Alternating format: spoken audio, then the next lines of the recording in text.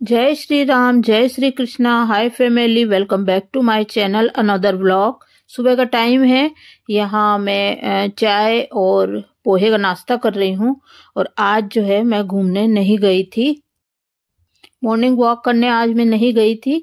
और ये देखिए यहाँ पर यम्मी यम्मी पोहे हैं। तो आ जाइए आप भी चाय और पोहे का नाश्ता कर लीजिए।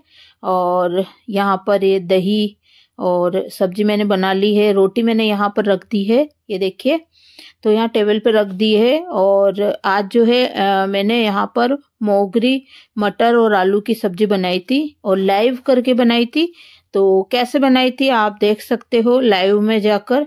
और मैंने प्रॉपर तरीके से जो है ये सब्जी बनाकर बताई थी लाइव में। यहाँ सुबह आज फूल दिया था हस्बैंड जी ने मुझे, रोज ला कर देते हैं, वही टेबल पे रखा हुआ है और आज का खाना यही है। उसके बाद में मैंने फिर से लाइव करी थी, 2 लाइव करी थी आज। तो मैंने यहाँ मक्की के आटे की इडली बनाई है और हस्बैंड जी को दी है। खमण भी बनाया है और इडली में आप सभी तरह की वेजिटेबल इसमें डाल सकते हो। तो ये भी मैंने लाइव करके बताया था। बहुत ही जो है यम्मी टेस्टी लगती है। हस्बैंड जी खा रहे हैं और 2:15 बज रही है। अब हस्बैंड जी ने खाना खा लिया है। तो जैसा कि मैं बता रही हूँ आज 2 लाइव करी थी। एक में मैंने मोगरी आलू की सब्जी बनाई थी, मोगरी मटर आलू की। और एक में मैंने मक्की के आटे की इडली बनाई थी, मिक्स वेजिटेबल मक्की के आटे की इडली। जिसको रोटी बनानी नहीं आती और जिसको डायबिटिक मतलब जो डायबिटीज पेशेंट हैं तो वो खा सकते हैं। यहाँ मैंने मेरी थाली सर्व करी है। मोगरी आलू की सब्जी और इडली ली है, इस पे घी डाला है। आप तिल्ली का तेल, मूंगफली का तेल भी डाल सकते हो, कई जने डालकर खाते हैं।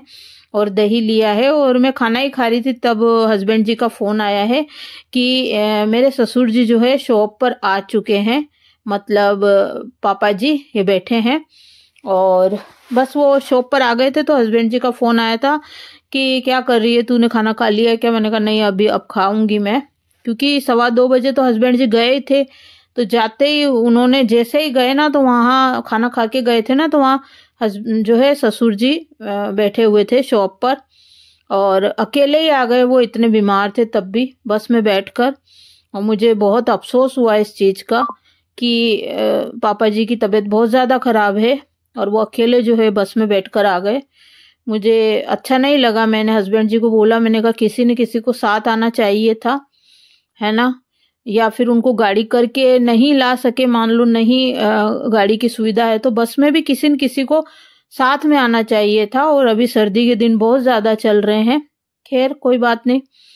और एक दिन पहले ही हस्बैंड जी ने पापा जी से बात करी थी कि 2 बार लेने भी चले गए उनको। तो उन्होंने बोला मैं कुछ दिन में आऊँगा। 2 बार गांव है हमारा मालपुरा के पास, सदरपुरा। तो मालपुरा गए थे किसी काम से, तो गांव भी जाकर आए थे 2 बार, क्योंकि कार लेके गए थे तो सोचा कि साथ में ही लेकर चलता हूँ। तो उन्होंने बोला मैं कुछ दिन तक आता हूँ, अभी कुछ दिन में आऊँगा।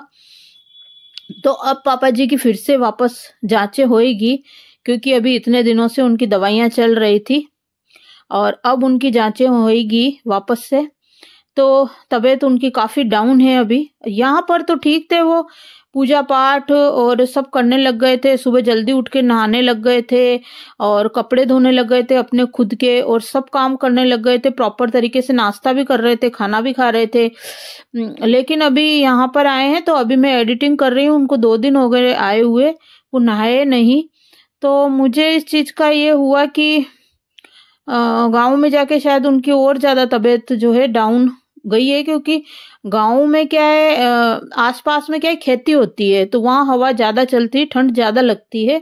शायद मेरा सोचना गलत हो या, लेकिन मैं जब गाँव जाती थी ना, मुझे बहुत ज़्यादा ठंड लगती थी।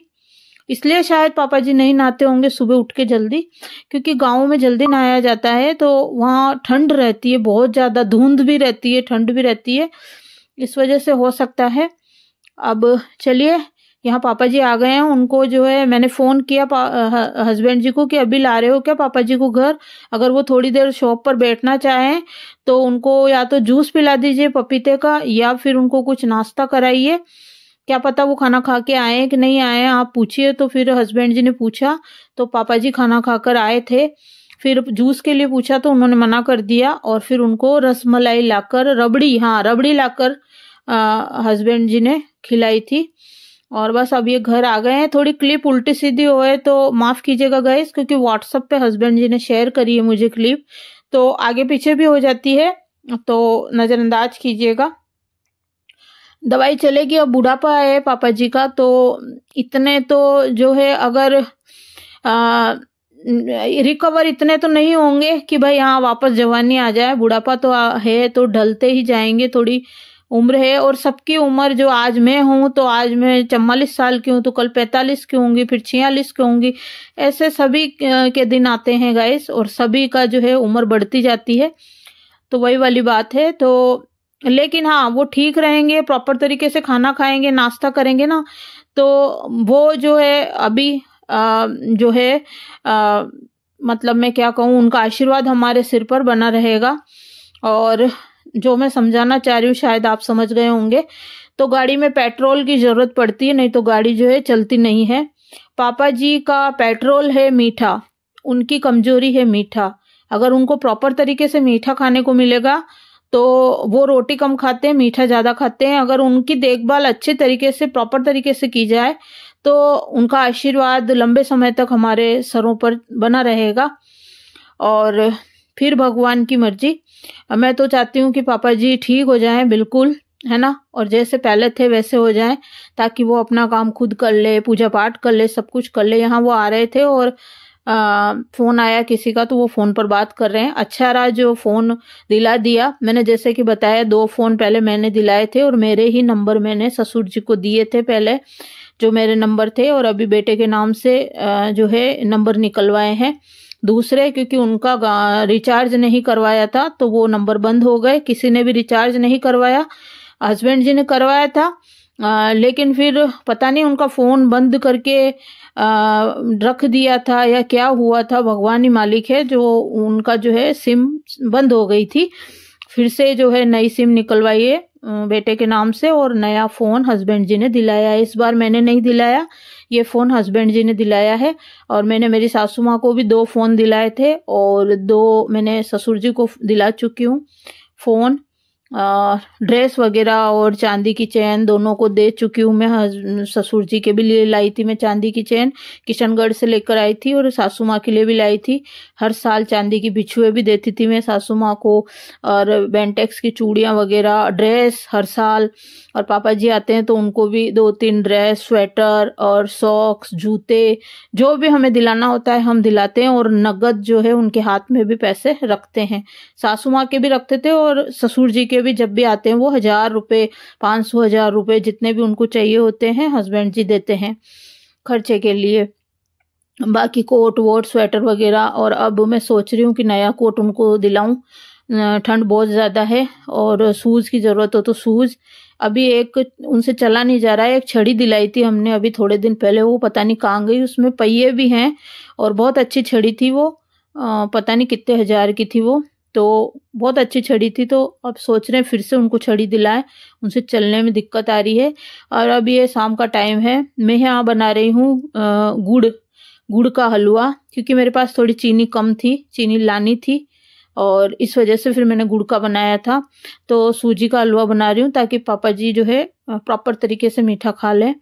और अभी जो है इडली रखी है सुबह की, और सब्जी रखी है, रोटी बना दूंगी। तो आज का हमारा जो डिनर है वो यही होगा। और पापा जी ठीक हो जाएं, बस मैं तो ये चाहती हूँ। और बस मीठा उनको मिल जाएगा ना, तो समझ लीजिए कि राम जी मिल गए मेरे ससुर जी को, है ना। अगर उनको मीठा मिल जाए ना तो मेरे ससुर जी को राम जी मिल गए। तो मीठा अगर उनको दे दिया जाए ना दोनों टाइम, तो वो जो है प्रॉपर तरीके से उनका पेट है ना फुल भर जाता है। तो भूखे पेट भजन ना होए, है ना। पहले पेट पूजा फिर काम दूजा। तो पहले जो है बुजुर्ग व्यक्तियों का ध्यान रखना बहुत जरूरी है। सर्दियां निकल जाए ना तो समझ लीजिए कि बुजुर्ग व्यक्ति की जो है उम्र और बढ़ गई, क्योंकि सर्दियां ही बहुत डिफिकल्ट होती है बुजुर्ग व्यक्ति के लिए। और अभी ठंड बहुत ज्यादा पड़ रही है, वो रूम हीटर है हमारे पास, तो वो पापा जी के रूम में हम लगा देंगे। गीजर लगा हुआ ही है।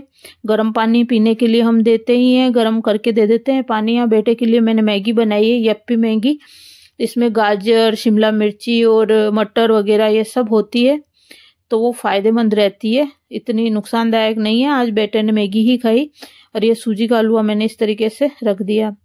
और देखिए गाइस, सच्चाई कड़वी होती है और मैं सच बोलती हूँ, जो बोलती हूँ डंके की चोट पे बोलती हूँ, है ना। और मैं वही बात बोलती हूँ जो पीछे बोलूँ, चाहे आगे बोलूँ, चाहे 4 आदमी के बाद में बोलूँ, चाहे आगे बोलूँ, अरू बरू करो ना, तो वही बात निकलती है। और मैं जो बात होती हूँ वो सामने बोलती हूँ और सच बोलती हूँ। सच कड़वा होता है जो हर किसी से निगला नहीं जाता है, और मैं सच ही बोलती हूँ, मुझे डर नहीं लगता किसी का। रही बात गलतियां, इंसान से ही होती है और अपनी गलतियों का सुधार करना चाहिए इंसान को अगर कोई गलती करता है तो। यहाँ पापा जी की थाली मैंने सर्व कर दी है, तो हस्बैंड जी लेकर जा रहे हैं और पापा जी को खाना खिलाएंगे। उसके बाद में अब हस्बैंड जी का काम ज़्यादा बढ़ गया है। अब हस्बैंड जी अभी तो खाना दे के आएंगे, फिर खाना खिलाएंगे, उसके बाद में उनको गर्म पानी गोली दे कर आएंगे, दवाई